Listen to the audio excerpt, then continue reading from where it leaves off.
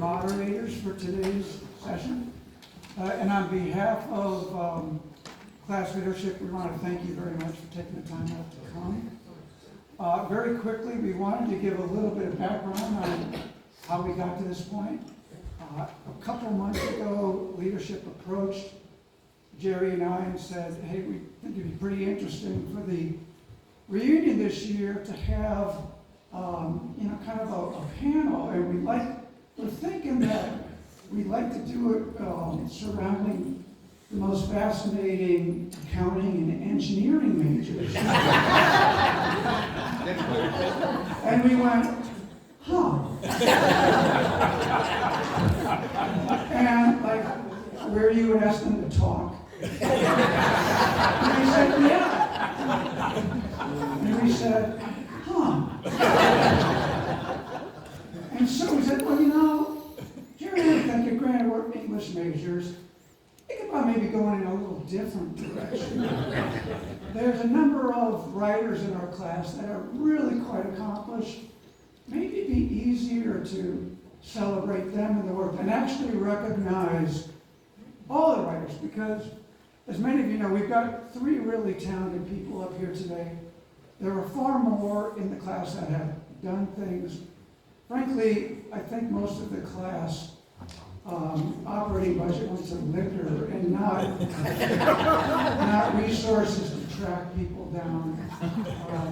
And so one thing we'd like to do is simply, if there are other writers in the room, if you could raise your hands. Bravo, we'd like to celebrate you guys.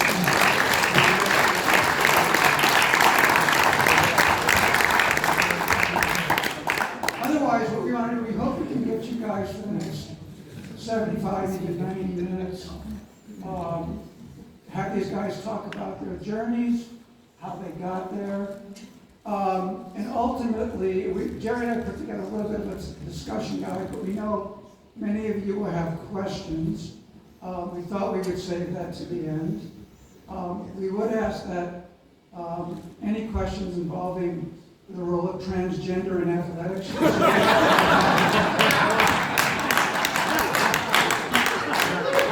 You save it for Jake Flaherty or Jerry Castro.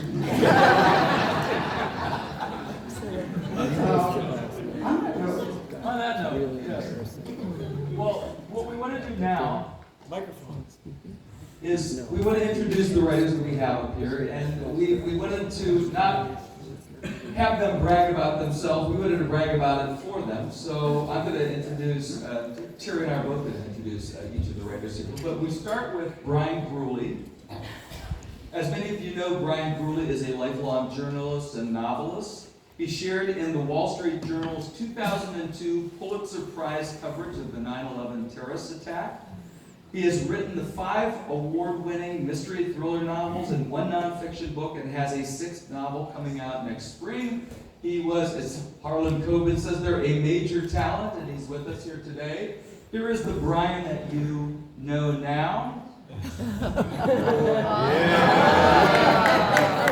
Good flow. I'm getting a definite Sam Hartman vibe.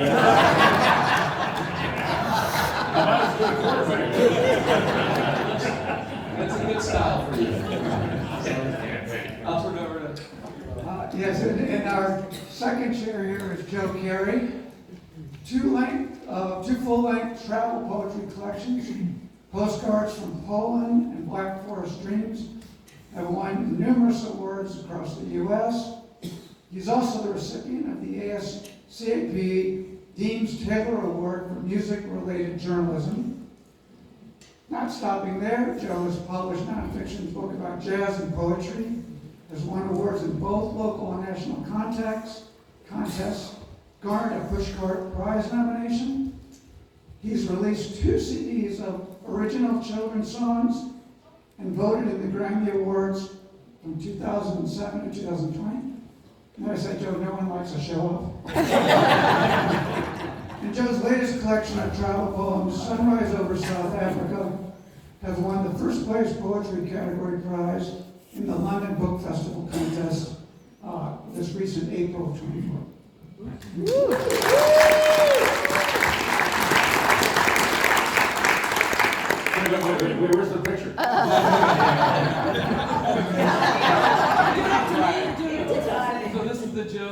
now, and then okay.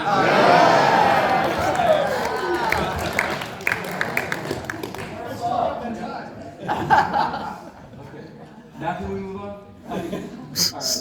Our third writer. Equal treatment. Our third writer is Jenifer Joy Madden, who we affectionately refer to as Jenifer Joy Madden. She's an Amazon best-selling nonfiction writer. She's a health journalist and adjunct professor of digital and broadcast journalism for Syracuse University. She has written for the ABC World News Tonight Show, Nightline, The Health Show, True Life Medical, and Discovery Health. Her print work has appeared in the Washington Post and many online news outlets. She's founded the website durablehuman.com in 2009, and she's now a certified digital wellness educator, a digital wellness product designer, and host of the Durable You online classroom for parents. She's spoken at TED conferences, the Listen to Your Mother National Writer Showcase, and South by Southwest EDU. So welcome. This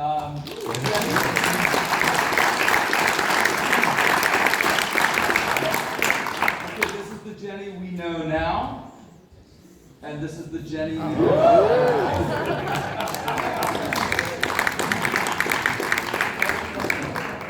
That's cool. Yes, of course. Well, I would say the spirit of turnabout and fair play.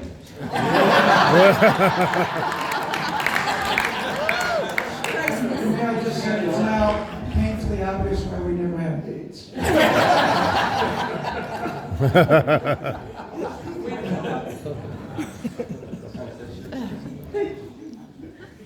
Actually, we were going to turn it over to you guys to elaborate a little bit more on what you guys are doing right now. Go ahead. Right now, I'm sitting. Right now. I retired from journalism 4 years ago, and since then I've written 2 novels. My agent didn't like the first one. She didn't like the second one either, but I sold that on my own, and it'll come out in April. It's called Bitter Frost. Bad people doing bad things to other bad people. Good. Mystery thriller stuff. I write pretty much every day. Play a little bad golf. Play hockey. Play a lot of hockey. That's where I am. And we live in St. Pete, Florida, but we're moving to Traverse City, Michigan. 5 days. On Thursday. Thank you. Hello. Well, currently I'm trying to get a book of poems about South Africa published. It went before. I'm sorry. There you go. I have a book of poems about South Africa, some travels in South Africa with my wife and kids, called Sunrise Over South Africa, that won an award last month, but we're still searching for a publisher. So that's this current work. It's, I think, a collection of 78 poems about travel through the country.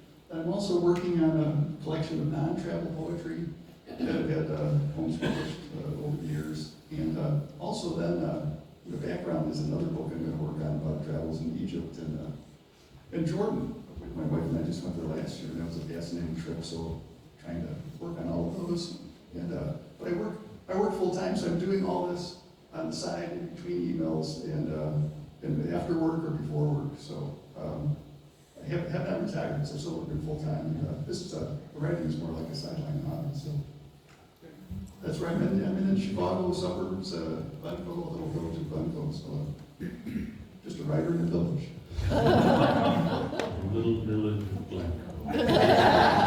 There could be a murder up there. Jenny, what about you? Let's see, I am writing a lot of service writing right now, believe it or not. So I started Durable Human in 2009, which is a couple years after the iPhone came out, knowing that our lives were going to be greatly affected by our close association with personal technology, and that it's unprecedented. And it indeed has had physical, mental, and spiritual effects on us. So I've been using the Durable Human platform to write about that. It started about how our phones affected us, and then it sort of trickled down to high school students. and then it was grade school students, and now it's went to preschool. It's now in infancy and babyhood, of how the easy access to technology is plumped in front of babies. And as a health journalist, I've been following the story about how it's affecting babies' brain development. So I actually formed a global alliance that of right now 17 countries to try to raise awareness about this situation, to help parents understand what babies need to have great brain development. And that is, you know, face-to-face interaction, play, and that sort of stuff. So anyway, in the hopper is this book, Broccoli Brain, because my theory is that if a child has a full sensory, if a baby has a full sensory experience of touching and tasting and rolling over and doing all those things that babies are supposed to do, their brains are going to be totally integrated, you know, and they're going to be, you know, all aligned, all these different parts are going to be integrated. And I say that kids that are sitting in front of a two-dimensional screen are using limited senses, and they have a brain more like a broccolini, which is skinny and tall. And so I want to, in a very positive way, help promote positive brain development for babies and children. That's great. I love the variety of what we have represented up here in the panel. We have nonfiction, we have poetry, we have fiction, journalism. It's fantastic. So let's go to the next section. We wanted to talk a little bit about inspiration. And you know, when you are an English major or in you know, liberal arts, you know, in the back of your mind, there's always this thing about, well, maybe I could be a writer, and maybe I could be a published author. There were those of us who thought about that, and there were those of us who actually went out and did it. So I think it's fantastic to have you represented on this panel today. So what I'd like you to talk about now is what inspires you to write? What are the motivations that make you want to get down in the chair and, you know, devote the time to it and make it happen on a regular basis? So let's start with Joe. Everyone here? You're okay? I think it's, for me, it's like a visual thing. I don't sometimes feel like I'm either sculpting or painting when I'm writing, and I don't know why, but maybe just because I like painting, sculpture, and the arts. But I'm usually a visual kind of guy who sees something, like on travel somewhere, and then I just start jotting things down and get an instant impression and try to take a snapshot of that and put it in a poem as quickly as I can. And that's sort of just, other people might be people who sit down daily at a certain time of day each day. But I'm sort of a catch as can, you know, scribbling down on envelopes and pieces of paper type guy, just whatever you have handy. I usually just grab that. And it could be in a hardware store, it could be, you know, driving along, it could be doing anything, but then you just get hit by that little moment that you just see something and want to capture it. So it's more like capturing a picture of something in words. Yeah.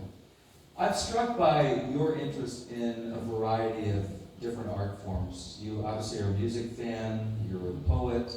How do the different art forms affect your poetry? Well, I don't know. I've always kind of loved artists who sing and then write songs. Gosh, my brother and I put out 2 CDs of children's songs when we both had little kids. It just like, you somehow just see your kids running around and you start writing little ditties for them, and then we just put those together and made a couple of CDs. So that was kind of, we go through that musical thing where he and I still play together sometimes.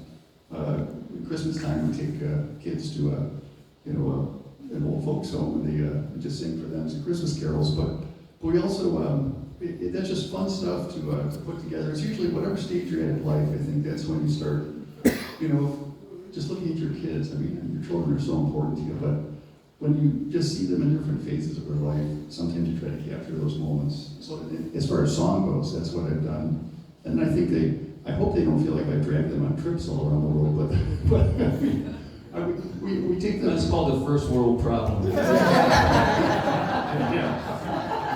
I hope they enjoyed all the trips, but it was just great to be with them, traveling and seeing how they reacted to situations around the world, and just absorb them, and then, you know, that's sort of everything that influences me. That's great. Bryan, what about you? What inspires you to write?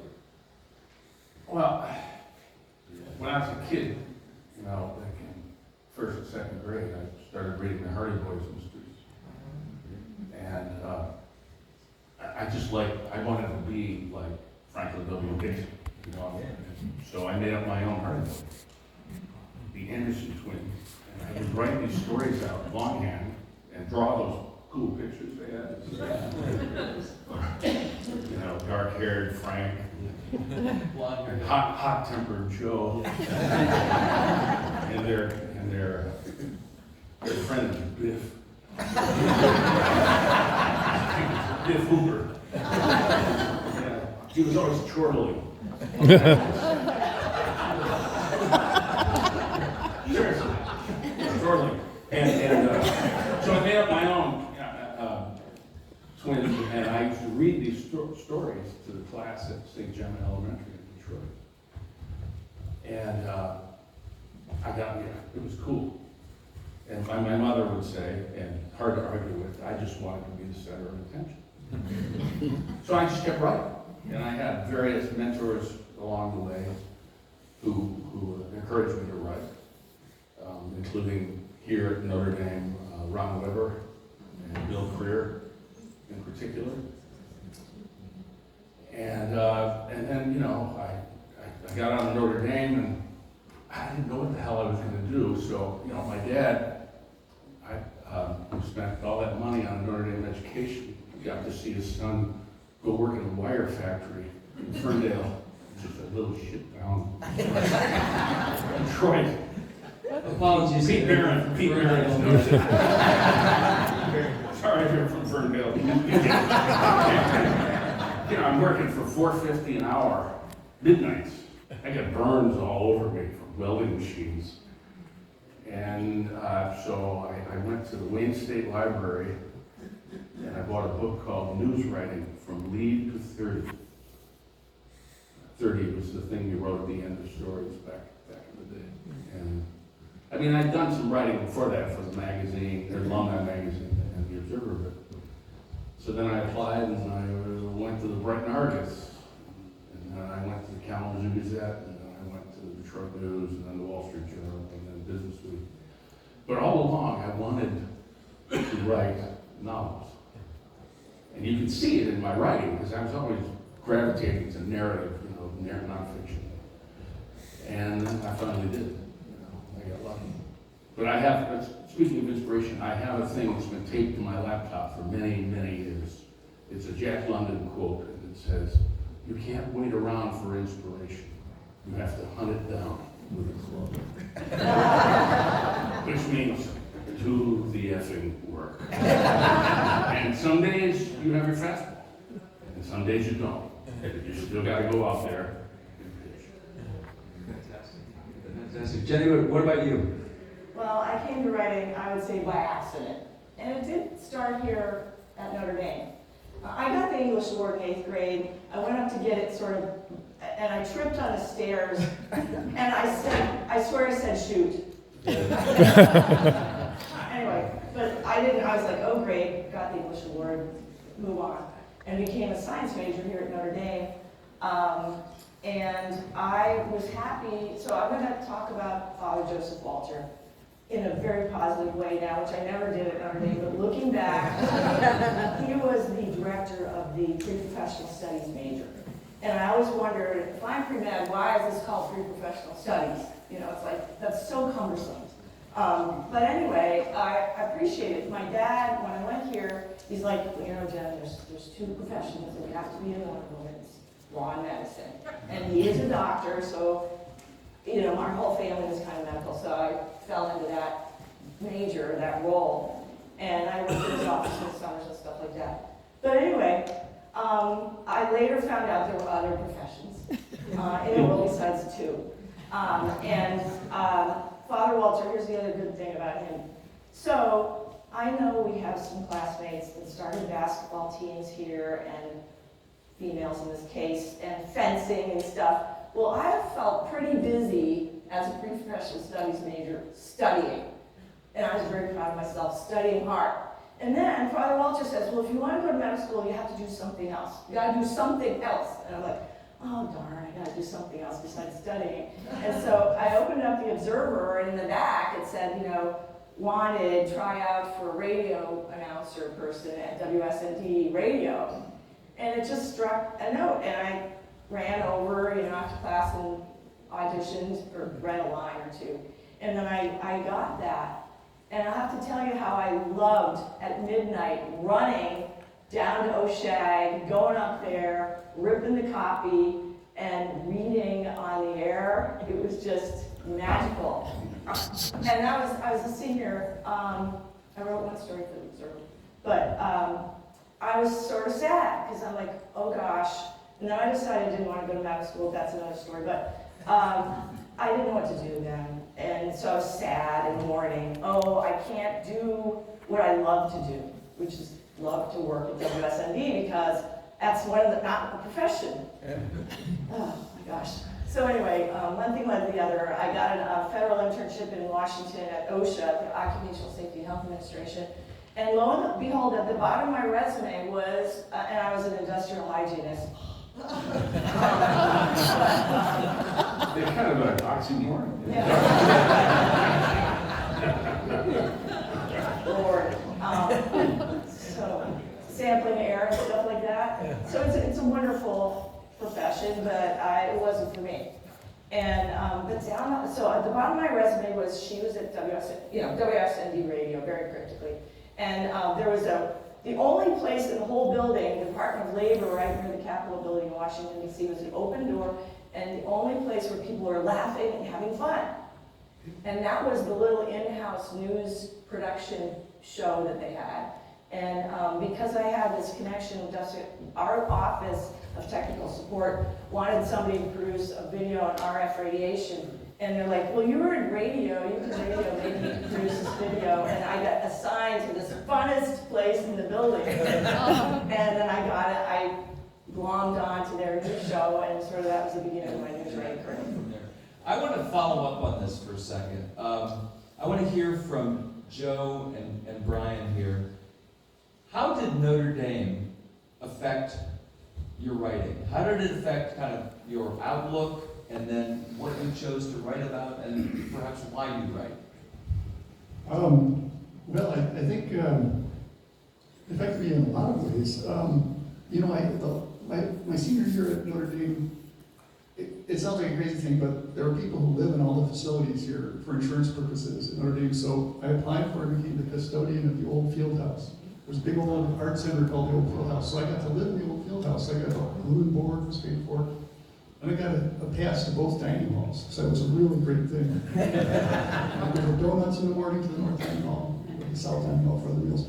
But that allowed me to just meet all the artists that were working in all different mediums in the field house. And one of my lifelong friends became a painter named Doug Kinsey, who was teaching painting there, and his wife, Marjorie, who was an art history professor here at Notre Dame. They just invite you over to their house. You meet all the artists, poets, musicians, everybody who's in town or who is at Notre Dame. You know, including Teresa Rebeck, who's become a great playwright. We'd always be sitting around talking about the arts. And so that was just, they were great influences on me. And the only person I'd like to mention to is Ernest Sandke. I took him, he was a great poet who taught at Notre Dame for many years. And he was just, when I had his class, he was an older gentleman, had a pipe, he had this big old leather briefcase, and just the gentlest, kindest, most encouraging guy you could ever see. He just was so enthusiastic about poetry, but he would just encourage you in any way. And I can still remember him reading a poem of mine that I just wrote about walking with in a blizzard between classes with your muffler around your head and you're buried and not wanting to talk to anyone. And he read it in class and he said he liked the images, he liked that. And just the little bits of encouragement you get from different people. And the only person, now Bryan took Steve Katz's fiction writing course. And we both have different ways that we... You have to smash. Well, yeah, smash. So Steve Katz had a very creative, he was only here a couple of years, but was a very out there writer. But I came into the first class, and I was sitting around this old, the desks around him. He's with us in a circle, and he puts a rock on the floor. a red rock, and he says, okay, write about that red rock. And so Al had to write a story about that red rock in that class. Now, Bryan told me that Steve came in and smashed a ceramic something on the First thing floor. you have to do to be a writer is smash the parrot. And he just, And then he said, I was right. like, oh, this should be an easy day. A very unusual approach, but he was just a very great That's guy. great, that's So great. those are the guys. That's a good story. By the way, you mentioned Teresa Rebeck. I think one thing, Teresa was a couple years behind us. I don't know if anyone here knew her. But since leaving Notre Dame, Teresa Rebeck has become the most produced female playwright on Broadway. And she's had an incredible awesome. run of success with her work, and she's a Notre Dame grad. Bryan, any besides the There's always Brown negative story? influences and positive. So I'll do negative first, which is basically, I got to junior year, and I just assumed when I got out of high school and I went to Notre Dame, I was going to go to law school. I just assumed, you know. And I got to junior year, and I'm like, I'm not going to fucking school. Sick of this shit.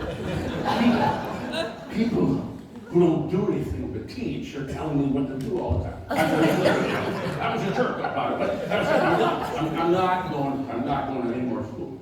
So that influenced, I had to do something else but to go to law school. But then, you know, there were some teachers and a fellow writer, you know, Bill Creer, I mentioned earlier, who really helped teach me how to read. And Ron Weber, who not only, you know, gave me lots of advice about reading and writing, but as well said, here's what you have to do to become a newspaper. To get to his path was to the New York Times. I ended up at the Journal, where we called the Times Brand X.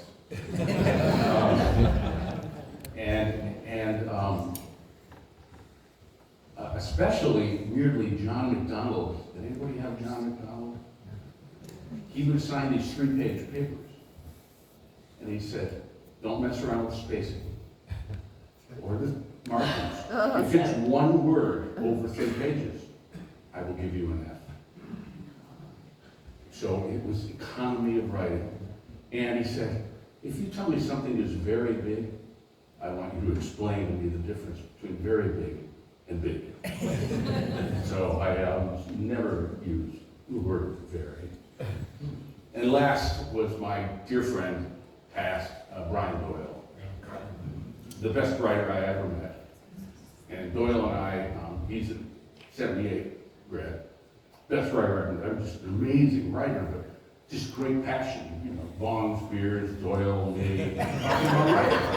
And years later, you know, I told him I wanted to write novels because I was, you know, a nonfiction guy.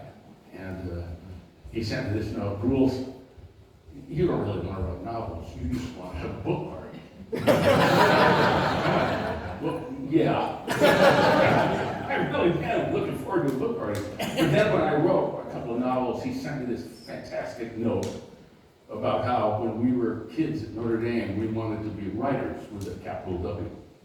And he goes, but here we are, years later, after carpentering, he used as a verb, carpentering tens of thousands of words, we're writers with a small W. All right, we're gonna God bless. switch gears here a little bit. Although I have to segue by saying, talking about courses, a challenge I had in college was taking creative writing, Robinson's creative writing class with Castellini in it, and having all the rest of the class say, I'm not with him. He redefined thought-provoking. Now this little segment for you guys, you're all very, very accomplished, but I'm going to go out on a limb here and say you probably didn't kind of fall out of bed and become immediately successful. Everybody's got obstacles in the way, whether it's mental blocks or just the process of getting yourself published and something worthy. So we wanted to spend a few minutes and have you guys talk about how you dealt with it. You know, how you charted your path and kind of knocked down those walls. Jenny, do you maybe want to start us off? Sure. In fact, I wanted to follow up on Bryan and, what Joe was both talking about being writers. The challenge for me was to actually become what I thought was a legitimate writer, because I was a television writer. Now, television writers write in sentences that are about 6 to 12 words long. Okay, so there's no comma in the middle of the sentence. It has to be very clean and simple. Easy is what I would say. And so I had to suddenly, when I felt drawn to write a book, which was after I had, my website had been up for a few years, and I had to talk and listen to your mother, and I'm like, okay, I have a platform. And so I wrote a manifesto, the Durable Human Manifesto. Now that one was very visual. My whole thing, it's not a shtick, is that we are very sensory, we're human animals, and we are very sensory, and we have many senses that a phone has vision, it actually can hear things, and it can have a sense of balance, but it doesn't have compassion, intuition, empathy, all those things you've been blessed with.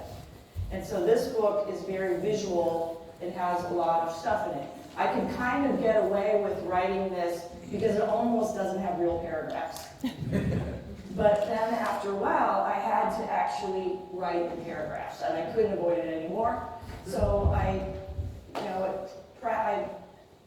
went on my writing courses. I was in a couple of book groups, writing groups, and it was a great time because a lot of that stuff was proliferating online, and I could easily kind of catch up. And so I also was going to write about technology. And the first agents, and I spent a lot of time trying to figure out how to get to an agent and how to get published. And so I talked to a number of agents who were interested in, human relationships and stuff like that. I went to the right agents, but they said they didn't want to publish anything that had to do with anything with technology because technology changes so quickly. This was back in 2013. And so at the same time, because of the internet, there was a democratization of communications and the media. So I skipped the part when I went to ABC News, and I was able to get paid for the stuff that I was doing at WSND for free, and that was a miracle to me, because I was loving what I was doing so much that I was getting paid. But anyway, what else was I going to say? So then, ABC and the Post and the Times, Brand X and the Journal were up on pedestals. Walter Cronkite, they were at the pinnacle then.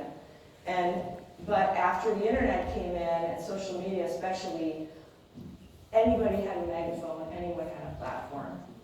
And that was a great equalizer, so the individual could have a voice and create a platform online. And so that was why I created my own news channel, which is The Durable Human. And I write about specific things having to do with our relationship with technology. And so it was very, very empowering. What also was coming up around that time, Twitter was coming up. Twitter, a lot of writers were communicating on Twitter. You could find people to coach you and stuff like that. But at the same time, Amazon was coming up and about to democratize all of publishing. And so anybody could write a book and upload it to Amazon. Yes, there's an art and a science to it, but if we chatted afterwards, and I invite you to come and ask me questions about it, I can talk to you about how you can get published on Amazon. And it was better than the vanity publishers. You could pay a lot of money and get a book published 20 years ago, but Amazon was not like that, and that you would get proven by the market. If you could figure out how to write a book, format it appropriately, and get it up there, you could find your audience and they could buy your book. And so it was much, much different. And it just exploded the old 5 publishing companies. They just were not as powerful anymore and haven't been. They're coming back around and they're courting the influencers that are on social media. So you'll see them come back around and they're going to try to get on the coattails of everybody on TikTok and Instagram. And maybe we can talk more about the actual, a little bit more about publishing on Amazon, but that's in a nutshell. Joe, do you want to jump in? How'd you get started and how'd you progress? I know you mentioned you were kind of an accidental, accidentally. I sort of fell into poetry. I always wrote a little poetry, but I kind of fell into it accidentally too, because after graduation from Notre Dame, I went to the University of Iowa Writers Workshop, hung out with all kinds of writers there, tried to be the fiction writer, the novelist, and then somehow segued into journalism. So I started interviewing jazz and blues musicians for a bunch of magazines on the East Coast and jazz magazines. And then from there, I became an editor on a bakery publication. So I went around the country interviewing bakers. I actually interviewed the CEO of Dunkin' Donuts. Dunkin' Donuts CEO one time.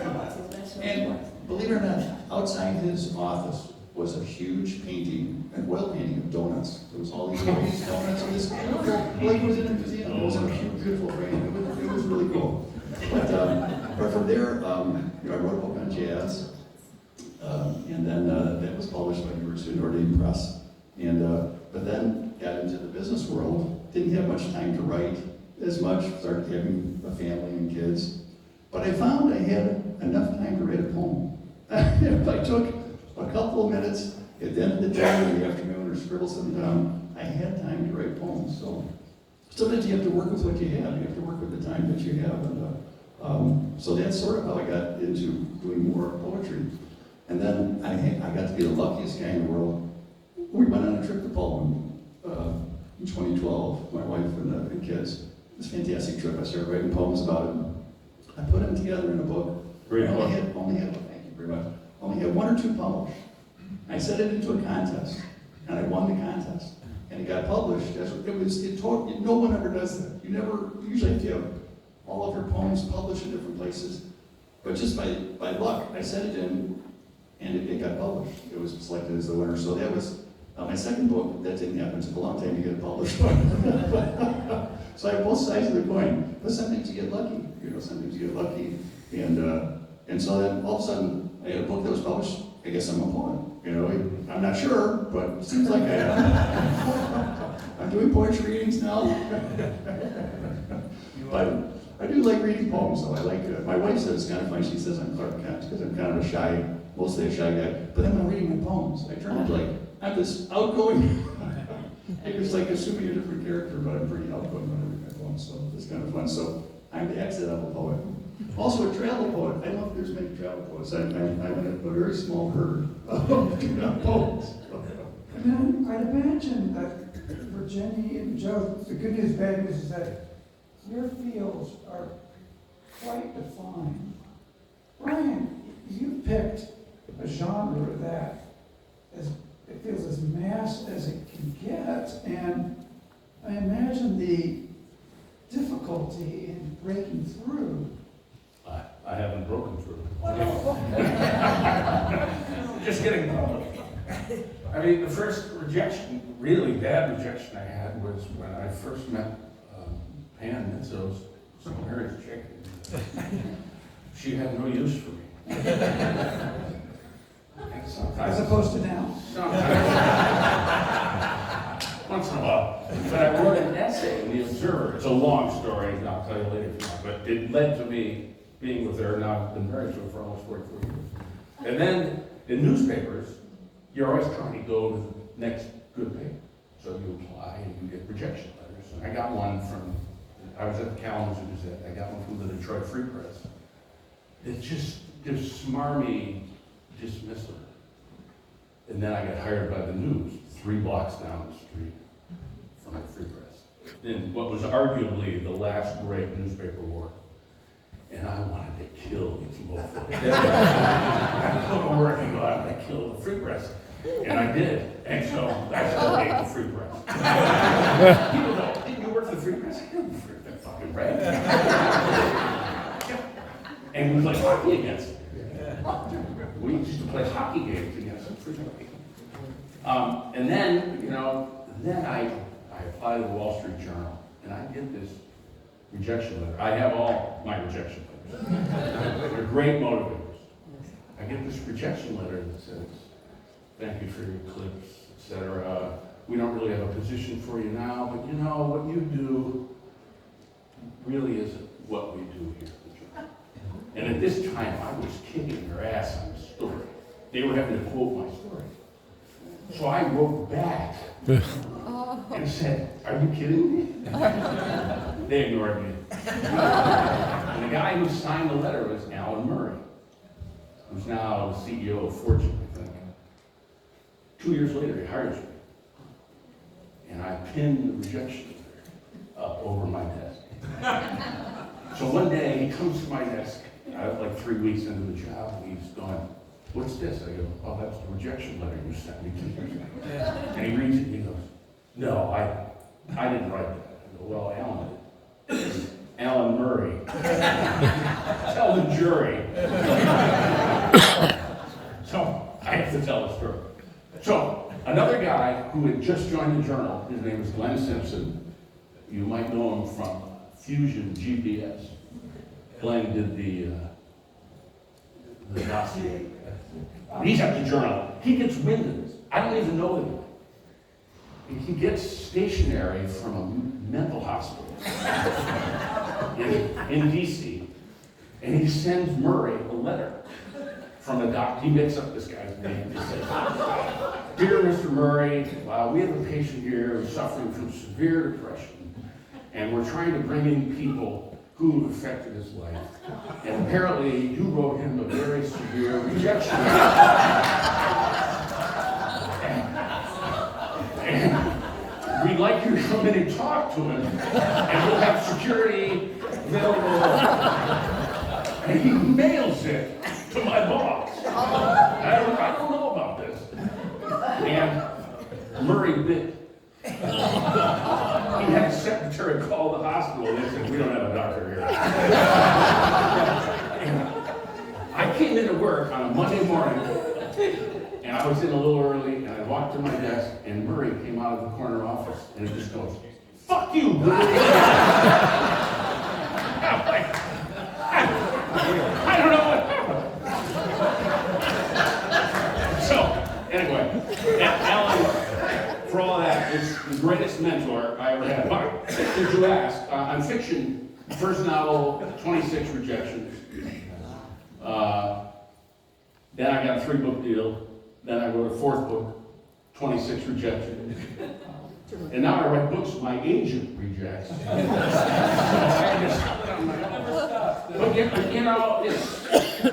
I say all of these rejections are great motivators. And like Stephen King says,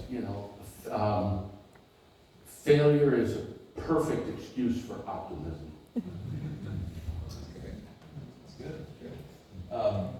Well, we're gonna keep this moving. I want to make sure that we have some time for questions here.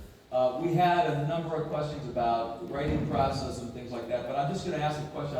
I'm not going to even ask anybody individually. Can you share, anybody, with us something that we would find unusual or a surprise about your writing process? I realized with the Amazon development, there were opportunities to learn how to be your own publisher, really your own publisher. That means to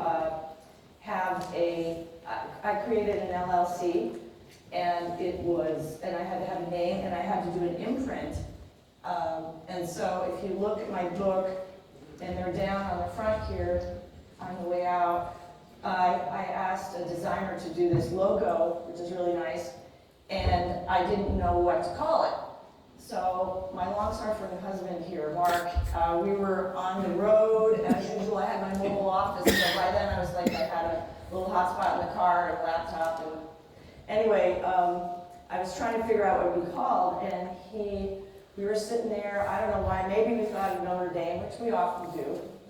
And so, I'm like, 2 A's, we were kind of thinking about it, and then it was like, so we came up with this logo for the publishing company, and it's Austral Arc.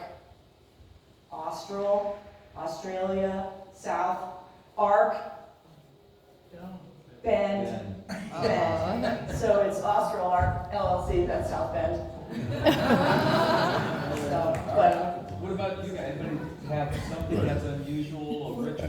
Well, with my writing, because I tend to write things, I scribble down poems really quickly, and my penmanship is really bad. I have trouble figuring out what I wrote. You have to translate your scribbles. I don't think anyone writes freehand anymore.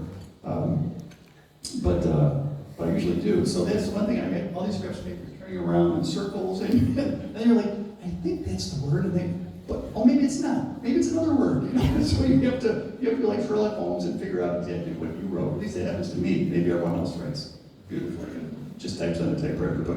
But I think it's kind of fun to make it harder. Make it harder to figure out. Read your own poetry, but it's fun with words. So that's a little unusual for me. Readers, all of us, like to be surprised, right? When you're reading, you want to get a surprise every now. And so if you're a writer, if you're not surprised, likely the reader is not surprised. And this applies just to nonfiction as well as fiction. Because when you go into a nonfiction story, I propose a story to the journal, here's a story I think is a story, I have to go there. And you do all this work ahead of time, and then you go somewhere and meet people and see things, and you just have to open yourself that is different than what you thought. And it's beautiful, and something happens that you didn't expect. Like once, this is a really stupid story, but it ran on page 1 of the Wall Street Journal. It's about a guy who killed a deer with his bare hands in a leather belt in Manistee, Michigan. And when I went there, I stopped at Notre Dame on the way to watch us. We lost to Tennessee. Quarterback fumbled. Thank you for sharing that. And I went up there, and the guy took me through the whole experience of his encountering this deer, 158-pound buck, and then he got killed. And then, but I didn't know really what happened. And over the course of the next 2 weeks, the cops had sent or the DNR, had sent the body of the deer for a necropsy, which is an animal autopsy, and discovered what really happened. And it was so awesome. I'm not going to spoil it for you. You can look it up. It's too long of a story. It's too long of a story. And similarly, in fiction, there's like this paradox where... Bryan, what would you input to look that story up? Gruly, journal, deer. You'll get it. The lead of the story was David Gutowski, a self-employed plumber here in Manistee, Michigan, killed a 158-pound buck with his bare hands and a brown leather belt. Who is not going to read the next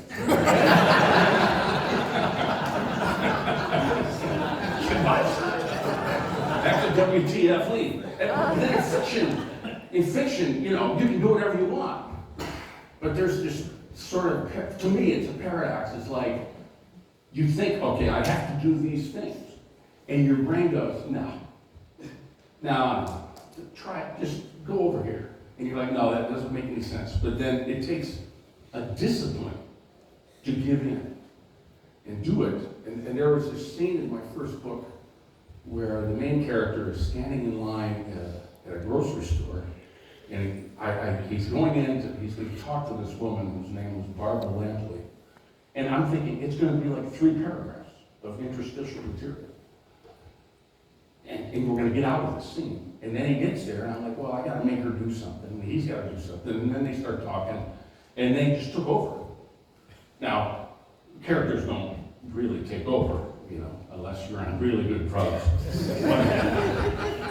But I let it go, and it profoundly changed that book, that scene. Because I just let happen what had to happen. So that's, you know, a surprise. I hadn't even thought of Dave Rutowski, but just hilarious. I have this picture of him with these 2x4s that he posed for me, that he used to finish off. No, I'm not giving away anything. It's way better story. All right, we have essentially one more topic before we open it up to the heckling. And we're calling it collaboration method. You know, from the outside perspective, you think of writing as a quite singular, solitary pursuit, but we thought it would be interesting to hear you guys talk about the roles of other people in your writing, whether it's spousal or editors or whoever, who do you vet with? Who might represent for you that team, if you will? Jenny, do you want to start? Yeah, I will. I absolutely formed a team. So the term isn't used quite as much lately, but it's artisanal publishing. And what you do is you hire the best professionals you can to put your product together. So the first one is often a developmental editor. That's somebody who can read your draft and really help you tone it, get it dialed in and tell you the truth. And if it stinks, they tell you that, and then you try to, well, parts of it, hopefully. Or if, you have to listen to them and modify your book to make it better, basically, palatable to the audience, even attractive. And then there's a couple other editors that I would hire as part of my team. It's well, first of all, the designer to do the cover, and then the layout. All this is a special, you need a special professional to make it look good. And they're out there as a freelancer. And then a copy editor to make sure there aren't any typos and that sort of thing. And then you need a formatter. These become electronic files. They start out as electronic files. And I sent mine to somebody I never met in Australia, and he made a print version of the book and an ebook, and there are particular files, and then you upload them to whoever is going to print your book. And now there's something really great called print on demand. And so it used to be that folks had to buy 1,000 copies of their book and then hope to sell them out of their garage. But now Amazon has it set up that you can order one copy of a book, and they print one copy of the book. So it's really way more efficient for everybody all around.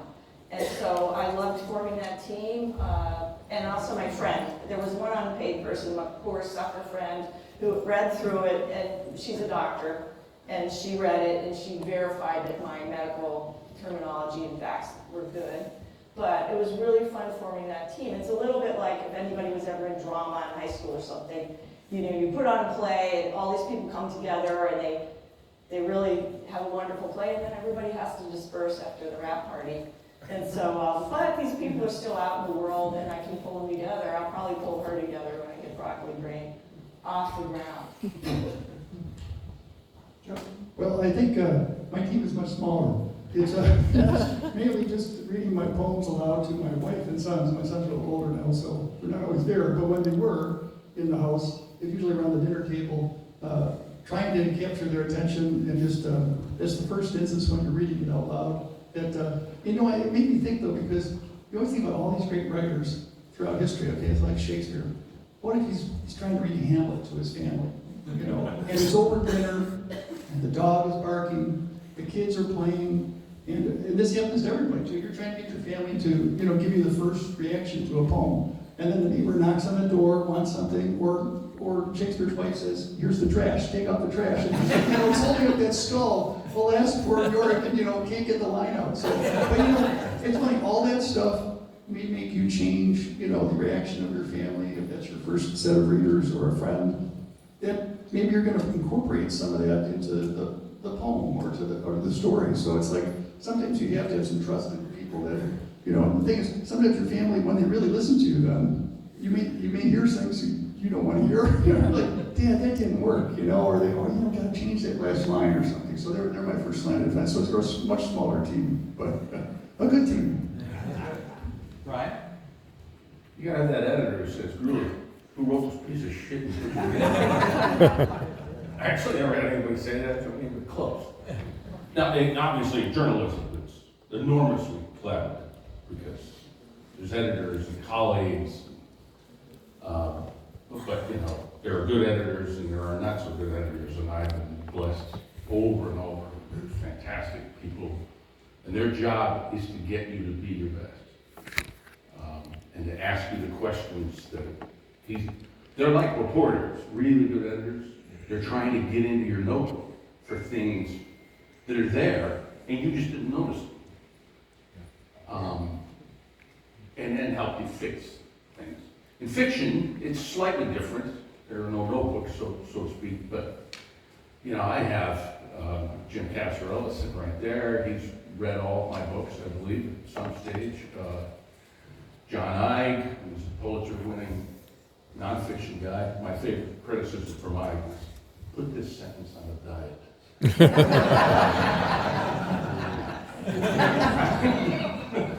I get to read his manuscript too, and I do the same shit. Then Anna Quinlan, I have a couple of editor friends, and then I have a couple of mystery freak friends who read it just for fun and say, I don't know about this, or what about that? You know, the thing is, at first you hear a criticism, you go, no, bullshit. But you know, 5 minutes later you go, oh, yeah. And you know what, in the end it's your work. You make those decisions. So, it's hugely important and fun. It always makes what I do better than what I did. This is perhaps a leading and sensitive question, but how about spouses for everybody? Because you guys got all these professional collaborators who are, but I mean, Brian, you could just talk about the hard road, the rejections. You've got a spouse that's got to deal with you guys, the ups, the downs. Can you talk even a little bit about how they get involved or don't? Well, Pam's read all my stuff, for the most part, before. But I'll drive her crazy because I'll write 10 chapters, she'll read it, and I go, I changed it all. And she reads it, and she's like, this is different. I go, yeah, I changed it. So she's like, when you're done, I'll read it. And as with everything in our marriage, she's brutally honest. So I trust her, because I know she's not just, you know, shining me on.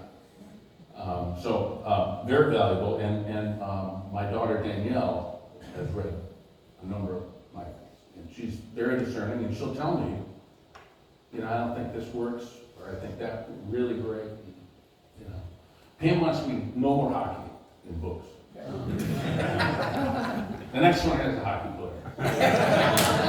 Too bad. When those millions of dollars roll in, she won't mind.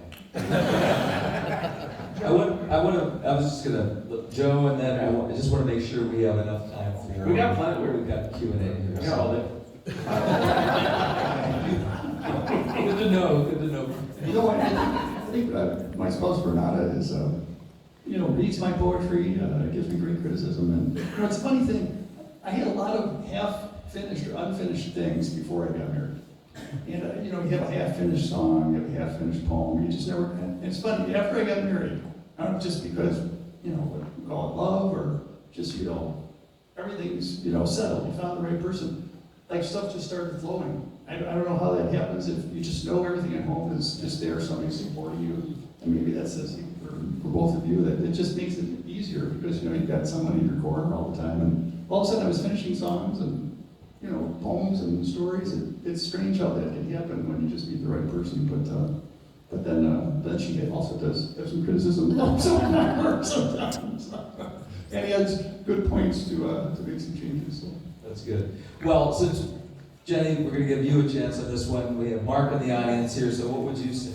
Yes, what I would say is that I'm a nonfiction writer, often a technical writer.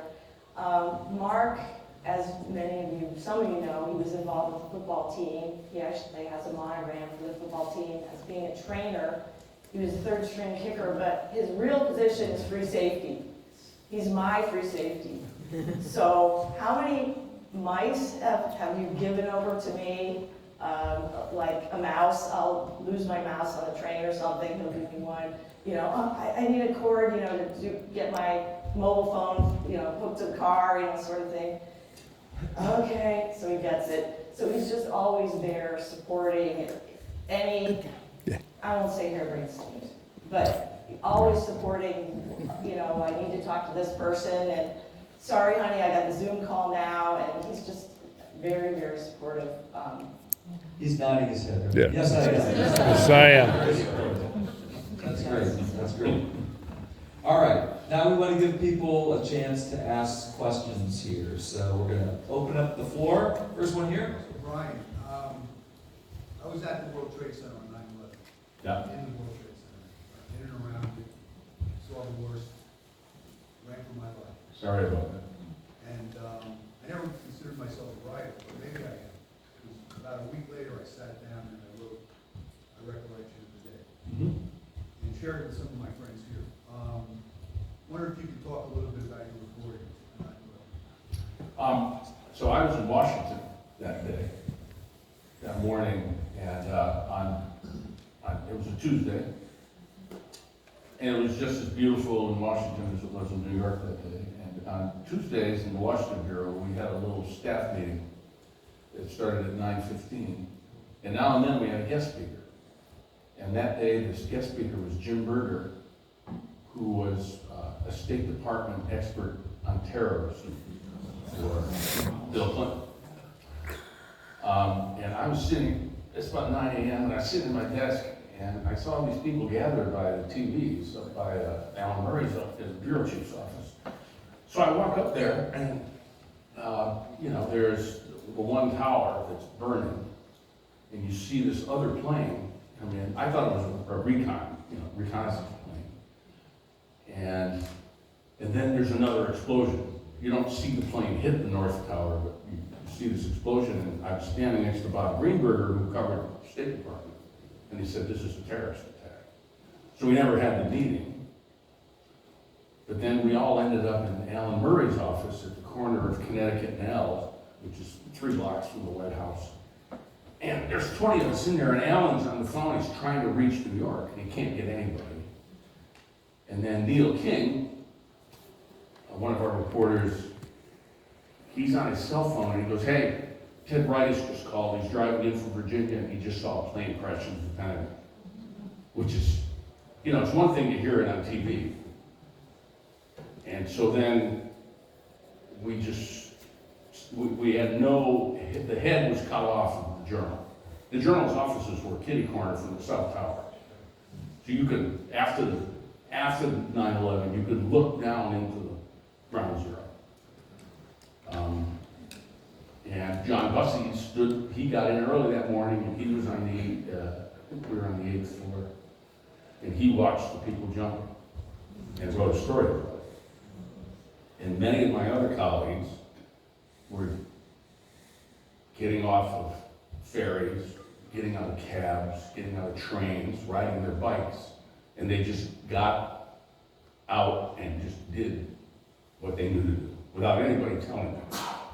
So whenever I hear these bloviators on the left or the right talking about the media, I go, you go and risk your life to tell people what happened on that horrible day. But what I did was nothing. You know, I was down in Washington taking dispatches. There was 2 series of emails. There was this one series, and the emails are going like this on my screen from reporters all over the world, mostly from New York, but Boston especially, and LA. And the first wave was, I'm okay, here's where I am, how can I help? And the next wave were memos. like one paragraph memos about what people had seen.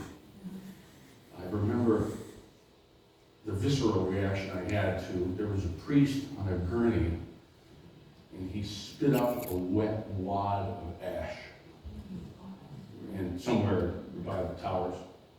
And I had a gag reflex. And so my job was simply to take these memos and make them into a story. And I could have, the memos I threw away, because I only had 3,000 words, I had 30,000 words of notes. I could have written another story with the other stuff. But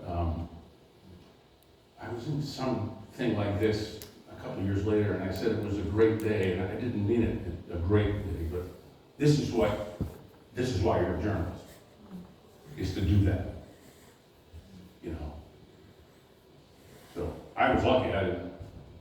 My daughter called me during the day. She was down in Carolina at college, and she was hysterical. She's like, "Dad, you have to go home. Get out of D.C." And I go, "I'm in the safest city in the world now." In fact, when we were in there with Murray, a jet fighter went right over our bureau, and you could hear me. The jet fighters are loud. And Murray jumps up, goes, "What the fuck is that?" It's fun. I don't know if I answered your question, but that was my experience. Questions? Marianne? My question's for Joe, and I'm just wondering if you're planning to put together a book of poems about Notre Dame, alma mater experience. So has that ever crossed your mind? Is that coming? I'm sorry, I don't, about Notre Dame, no, I don't at present, but, well, who knows, maybe, I had such a great time in Pittsburgh with the students, a lot of them are here, maybe to do some poems about the wonderful experiences we had in Austria and traveling that year, because that might be as close as I come to that, but thanks, good idea. Thank you, put it in mind. Jerry? Jenny, many of us in this room are grandparents and not familiar with the challenge that our children have with raising our grandchildren.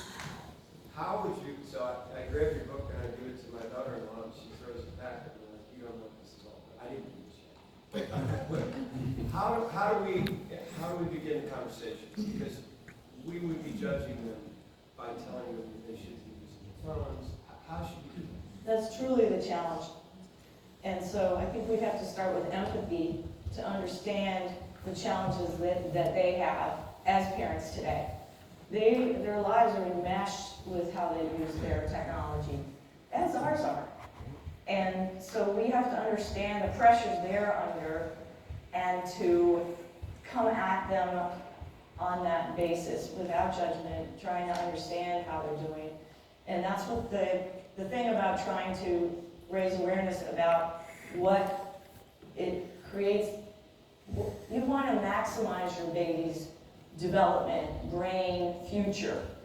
And so I'm grappling with that with my group now to try to put it into words. And we actually have. We've drafted 3 statements, one for health agencies, one for healthcare providers, and one for parents, about what do babies need for best brain development. This is an awareness alert. This is not telling you what to do. This is giving you some new information. In the last 5 years, there's been a plethora, an outpouring of research from around the world showing that what babies need is face-to-face interaction, play, physical movement, and that limiting to a 2D environment is affecting their development. There's a tremendous amount of speech delay going on. There are kids that are on the spectrum that maybe wouldn't have to be on the spectrum, or would be on the spectrum if they were doing more of the natural stuff that babies did when we were babies, for instance. And so it's helping them understand, just as they stopped using bumpers in cribs and they don't put their kids down on their fronts and stuff like that. This is just one of those things. From 0 to 18 months, respect the baby's brain.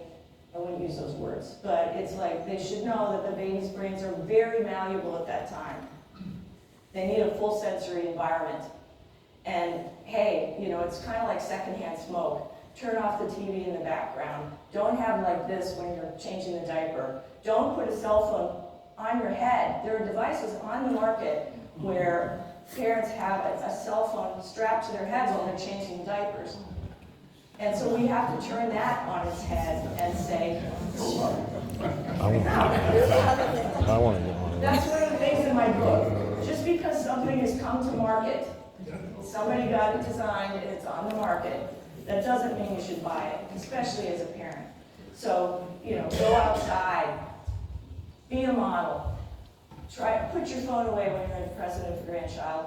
Think of things to do. Model going outside. We're going to go to the park. Hey, let's look at a map, kids. Let's see all the parkland around us. Let's go to a park today. So, yeah, it's tough, but I think we have to lead.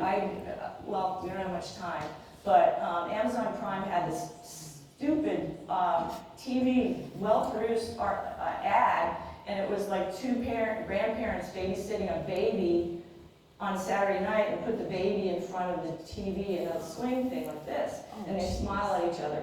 So I got the American Academy of Child and Adolescent Psychiatry to write a letter to Prime and tell them, get that, this is the wrong message.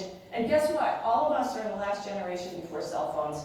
We know, you don't do that. And we don't have to kiss up to the babies and the kids when they ask for the remote. No, hey, let's grab a book. That's what we should do. Reading and going outside are protected, even against kids that are overdoing the screens by accident or by the parents using it for babysitters and stuff. Believe it or not, the research is showing reading and going outside helps the brain get back on a more normal developmental trajectory. Now, anybody that's here, I've got a sign-up sheet down in the front here. I would love, if anybody wants to collaborate on this and be like, I'm a grandparent and we need to figure out a message that works for us.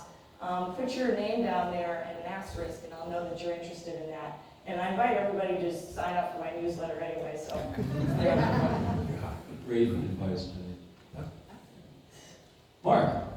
So, question probably directed to you, girls.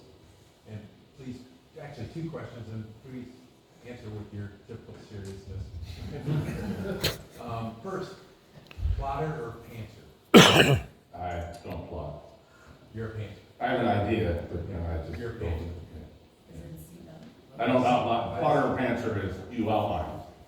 And I've tried. I wish I could do it.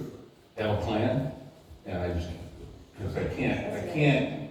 I don't know what the character's going to do until I start writing about them. They speak to you. And then that's a little insane, but. So you're saying yes? Yes. So, yeah, I just can't do it. Okay, and then I assume you are dealing with books on audio? Yeah, but all my books are on audio. There we go. But I wish I could read them, but they haven't asked me yet. Okay, so now They like actors to do it. AI involving itself in books on audio, and what's your take on that? I don't know as much as I should. But that AI goes- ripping covers off a lot of subjects. AI ripping off authors Right. is a bad thing. Because ultimately, then we don't get any new books, new thoughts, because AI is always based on what already has been thought. Right. And it's a less expensive process, so that's probably partly driving it, right? Yeah, publishers might be able to make some money. They're not really good business people. Jenny? Yeah, I defy AI to produce an audiobook like my book of the Durable Human Manifesto. In fact, I suggest if you want to read the book, listen to it on Audible, because I read it, but my daughter helps me put in all the sound effects. So it's like, your cell phone can't appreciate a great red wine, and then you hear a pop of the wine bottle. So it's filled with sound effects. It's produced like a video, and that's really an ebook or an Audible book for you. So AI is trying to do that. We're gonna go for a couple more. Yeah. You both spoke about transition points or pivot points in your career where you're doing one thing and turn the corner and start doing something else. And we're all more or less at a pivot point in our lives where we're free to do what we want to do now. And I wonder if you could just, speak to how you make the transition from 3,000 words to 300 pages, or from writing for ABC News to writing for the durable human. I'm interested that you've had the courage to turn those corners and do something new. Yeah, well, they had a question for us very much like that, Matt, so I appreciate the question. And everybody can say something. The 3 words I would say is be not afraid. You know, just let it come out there, flow on the page like, Bryan does. I do like outlines, but you don't have to bother with that. Just get it down, and then just try to be confident in doing that. And don't have an inferiority complex. You have lived your life.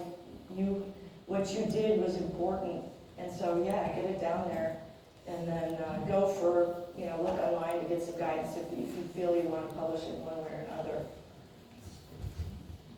I think I just add to that to say, keep on, if you want to be a writer, just keep on writing, write and write and write, whatever type of writing that you are interested in.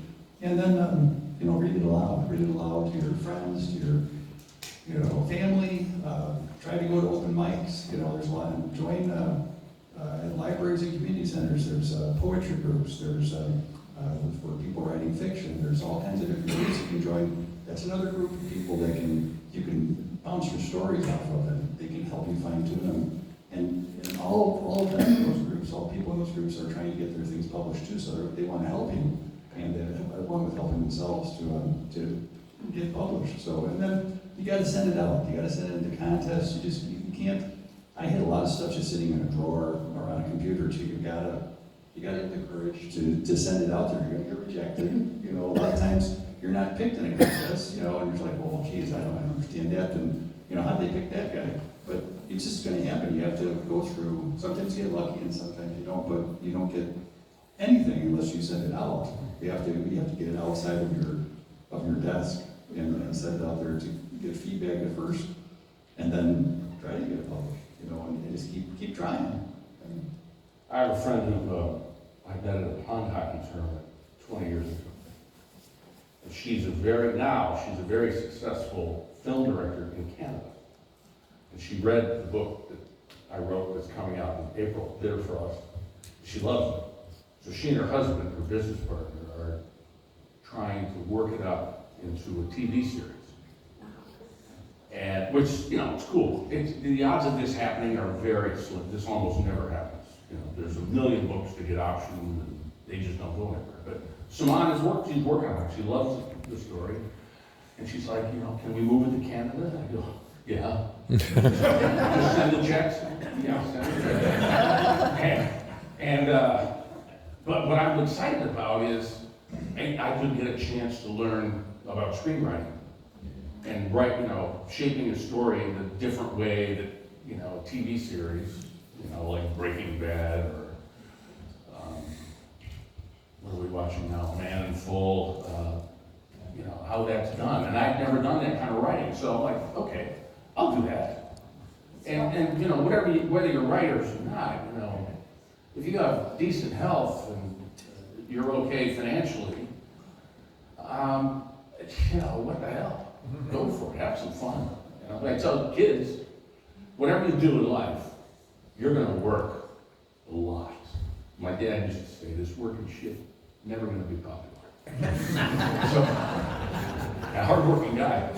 But so you might as well have as much fun as you can. And now, if you don't need to work per se, then do something that is just, it's in your realm of you understand, but it's different. So that's, whether it's writing or golf, oh God, that's hard. And whatever it is, painting, building houses, gardening. I'm glad this has come up because one of the reasons that we wanted to do this panel in the first place is to give some thoughts and advice to people who might be thinking about writing, whether it's their own history or their own thought, the stories they've always wanted to tell. We wanted to give people a bit of a springboard to do that. And by the way, I wouldn't underestimate the value of the stories that you have to tell to your families and to your kids and grandkids and the values that holds for them. And in fact, There are some software programs out there, and the name escapes me right now, that helps guide you through narrating the story of your life so that you can leave it behind for your kids. So that's something to think about. Yeah. The other thing we never really touched on in this is just flat out writing for yourself. You know, it can be therapy, just, Yeah. you know, if no one else ever reads it. You know, for those of us who have simple voices in our heads, it's nice to have a few of us. Don't kill the postman. And I want to give everybody a pep talk about how unique you are. The minute the smartphone came out, we were instantaneously fabulous and vanishing because we're the last generation before cell phones. So you got your whole college degree without word processing, a laptop, or AI. You got around campus in the country in your life without a GPS all that time. And we got a keg pulled up into the stadium, you know, looking out for who's watching. Got something in the Wall Street Journal. It must be true. So just remember how awesome you are, and that you've made the transition really successfully. You have a lot of memories to talk about from those days before cell phones. And we are the last generation BC. You know, when the last of us is gone, no one will ever know a world without all brains, I call them. GPS, smartphones, and AI, and that kind of stuff. So we're truly, truly unique in the history of the world. So don't forget that. We're very special.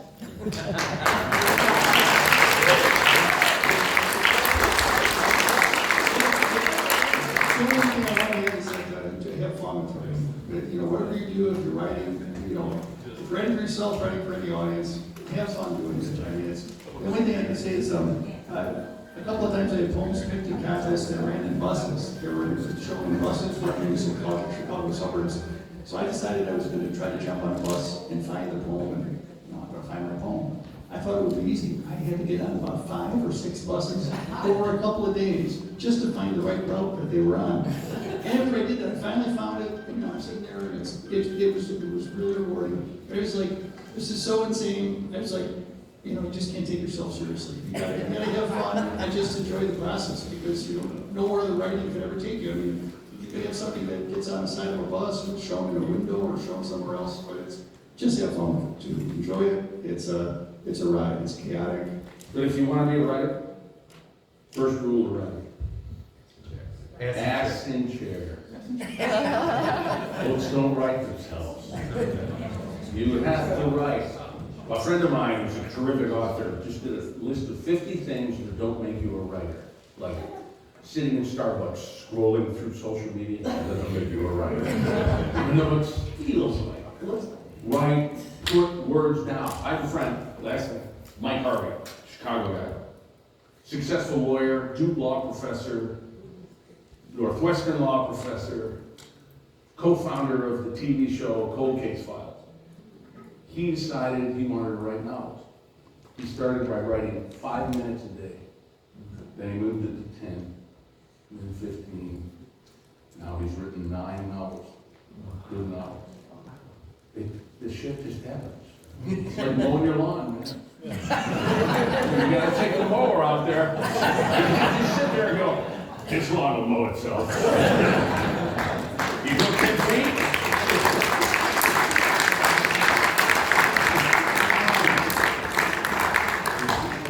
On that pithy note, we're going to call it a day.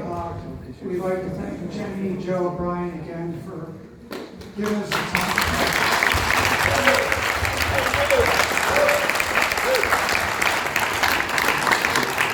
Johnny Bryan is still available, so we'll keep him around as long as we can. Thanks very much, guys. Thank you, Terry.